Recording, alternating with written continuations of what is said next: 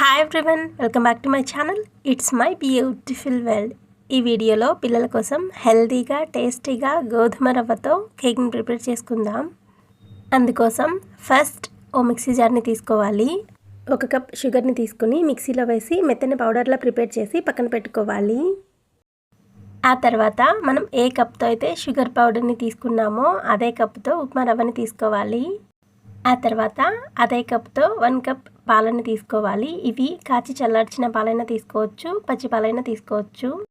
నేను ఇక్కడ కాచి చల్లార్చిన పాలనే తీసుకున్నాను. ఉప్మా రవ్వలోకి పాలను వేసిన తర్వాత ఒకసారి మొత్తం కలుపుకోవాలి 1 నిమిషం పాటు. ఉప్మా రవ్వని వేసుకునేటప్పుడు వీలైనంత సన్నగా ఉన్న ఉప్మా రవ్వని తీసుకోండి. సన్నగా ఉన్న ఉప్మా రవ్వని తీసుకోవటం వలన కేక్ని కట్ చేసేటప్పుడు విరిగిపోకుండా ఉంటుంది. ఈ ఉప్మా రవ్వ పాలని కలుపుకున్న తర్వాత ఓ మూతతో క్లోజ్ చేసి పక్కన పెట్టుకోవాలి. ఆ తర్వాత కలుపుకోవటానికి వీలుగా ఉన్నటువంటి కొంచెం పెద్ద సైజ్ గిన్నెని తీసుకుని అందులో ముందుగా మనం మిక్సీ చేసి పక్కన పెట్టుకున్నటువంటి షుగర్ పౌడర్ని 1 కప్ వేసుకోవాలి. షుగర్ని వేసుకున్న తర్వాత అదే కప్పుతో 1/2 కప్పు ఆయిల్ని వేసుకోవాలి. లేదంటే 2 స్పూన్లు వేసుకున్నా సరిపోతుంది. నువ్వుల నూనెకి పల్లి నూనెకి స్మెల్ ఉంటుంది కదా, అలాంటి నూనెలు కాకుండా స్మెల్ లేనటువంటి నూనెని వాడుకోండి. ఇక్కడ నెయ్యినైనా వాడుకోవచ్చు, నెయ్యిని వాడుకున్నా చాలా టేస్టీగా ఉంటుంది. ఈ షుగర్ ఆయిల్ 2 బాగా కలిసిపోయేటట్టు కలుపుకోవాలి. చూడండి, వీడియోలో చూపిస్తున్నాను కదా, ఆ రకంగా కలుపుకోవాలి. అలా ఉండాలి కన్సిస్టెన్సీ. అలా కలుపుకున్న తర్వాత ముందుగా మనం కలిపి పక్కన పెట్టుకున్నాం కదా ఉప్మా రవ్వ పాలని, ఆ ఉప్మా రవ్వ పాలని వేసుకోవాలి. ఈ షుగర్ ఆయిల్లో ఉప్మా రవ్వ పాల మిశ్రమం పూర్తిగా కలిసిపోయేలాగా కలుపుకోవాలి. ఇవి 2 మిక్స్ అయిపోయేలాగా బాగా కలుపుకున్న తర్వాత 1/2 టీ స్పూన్ వంట సోడాని వేసుకోవాలి. మనం రెగ్యులర్గా దోశలలోకి వాడుతూ ఉంటాం కదా, ఆ వంట సోడాని వాడుకుంటే సరిపోతుంది. ఆ తర్వాత 1/2 లెమన్ని తీసుకుని పిండుకుని కలుపుకోవాలి.